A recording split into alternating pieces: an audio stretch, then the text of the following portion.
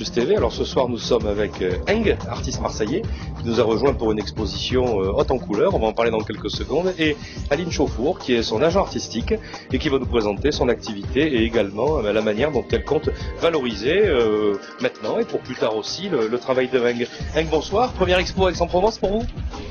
En réalité c'est la deuxième, j'en avais fait une il y a 2 années, environ 5 ans, mais on va dire que c'est la première d'une nouvelle série.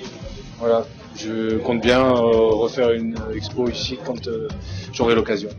Alors une série qui est consacrée aux chimères urbaines. C'est le thème de cette exposition, donc on retrouve dedans un peu d'apocalypse urbaine, beaucoup d'énergie, et puis des chimères un peu, hein, comme ce tableau qui est derrière nous, hein, cette femme à tête d'oiseau. Alors pourquoi ce thème des chimères urbaines? Moi j'extrapole en fait la ville, j'essaie de la déconstruire, donc d'en faire quelque chose qui est irréel, qui n'existe pas, mais en même temps qui s'inspire de ce que je vois, de ce qu'on voit. Et c'est en ça qu'on peut dire que ce sont des chimères urbaines. Alors une ville colorée quand même, hein, qui est vivante, qui bouge même au sens physique, hein, puisqu'on a une vision quand même d'une ville qui se transforme finalement. Vous pensez que la ville est en évolution? La ville évolue, ça c'est certain. Elle grandit, elle se transforme, mais elle reste statique quand même. Et moi j'essaie de casser ce côté statique justement, rectiligne, horizontal ou vertical, et un peu enfermant.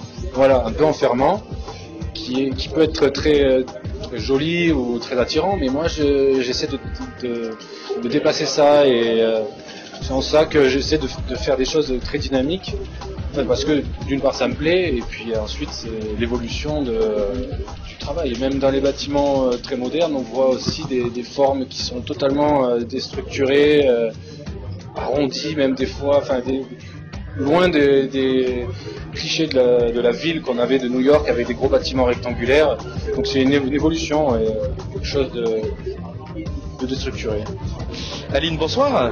Donc vous êtes l'agent de Eng pour cette exposition. Alors parlez-nous d'abord du métier d'agent d'artiste. Alors c'est tout nouveau pour moi, puisque à l'origine je suis plutôt issue des ressources humaines, et j'ai une véritable passion pour tout ce qui touche au monde artistique.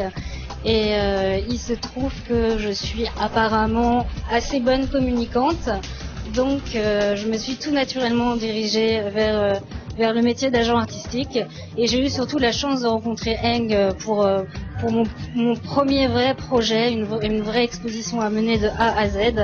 Et comme c'est un artiste formidable, j'avais vraiment pas grand chose à faire à part lui trouver le lieu, solliciter les contacts, et tous les gens sont venus d'eux-mêmes. Donc voilà. Plutôt un client facile entre guillemets, en tout cas ce coup-là. Alors d'autres projets peut-être pour vous dans les semaines qui viennent, d'autres artistes? Alors j'espère, il n'y a rien de défini pour l'instant, parce que je n'ai pas de structure juridique encore qui me permette d'engager des vrais contrats. Mais j'ai pas mal de touches avec des gens très très intéressants.